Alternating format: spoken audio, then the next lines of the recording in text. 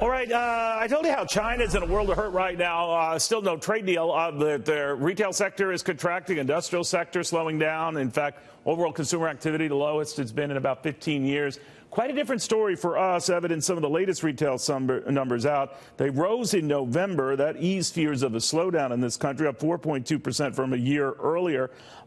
Even activity at the department stores and non-department store retailers, pretty respectable. So what's going on there? Will we see a holiday boom or not? Will that continue? Is that signaling just that? Former JC Penney chairman and CEO Alan Questrom joins us. Alan, what do you think's going on here? Well, first, how are you, Neil? You look great. You do as well. Thank you, my friend. Thank you, sir. I think what's going on is the consumer in America is very happy about the world that they see, and that's why I think you're going to see a very, very strong Christmas. They have not been as involved with the world trade issues and the economy in the world, because America has done absolutely terrific this last year and a half. And I think they feel good about themselves. I think that the job market has been very, very, very strong. Incomes are going up. And when you have that around you, people feel good about what they're going to do today. Now, what happens in the future is another question. But retailers and the retail market is about what is happening to me right now. And that's the customers saying they like what's going on around them. So I'm very positive about that, at least through the holiday season. All right, because, you know, you get a little different vibe from traditional department stores. Their sales were down, but not much, about 0.2% from November last year. I prefer these year-over-year comparisons, if you'll indulge me. The non-store retailers, I guess, led by the likes of Amazon, though, they were up 10.8%. So I'm wondering whether we should separate them like that. I mean, they love to spend. They'd like to find an easier, more efficient way to do it, but they're still spending, to your point. But what do you make of that? Well, I think there are certain categories of certain stores are doing well and certain stores are not. I think you can't put all the bricks and mortar into department stores. There's a lot of bricks and mortar stores in malls that are doing quite well.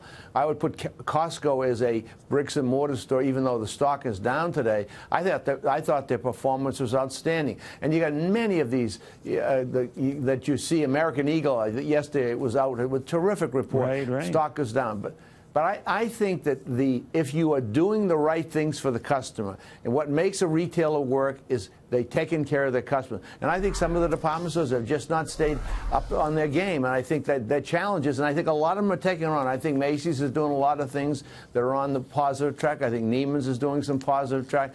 That doesn't mean they may not have some financial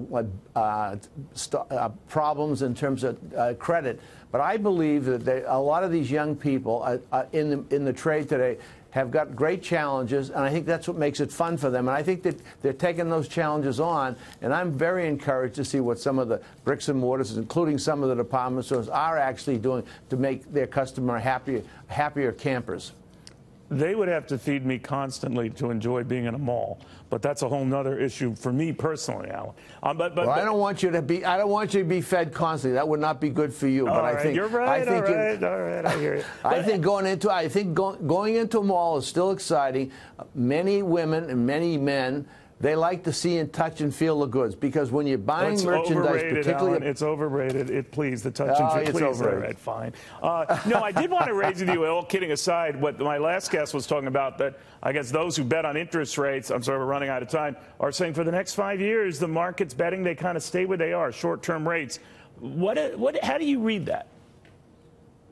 I think that I think the Fed is becoming a little more balanced. And I think Powell is a pretty balanced guy, so I think they're not going to go up dramatically. And I think that's obviously part of the concern of the stock market, is the trade relationships going on and what's going to happen with the Fed. But I think he's going to be a balanced guy. He may go up a little bit, but I don't think he's going to go up dramatically.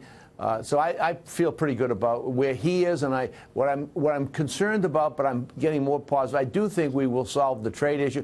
You see the trade issue solved, and we're going to see a very strong stock market. Yeah, they're certainly waiting for that to happen. Alan, always good seeing you, my friend. Hope you have a wonderful holiday. Happy New Year to you, sir. A good, healthy one. All right, you as well.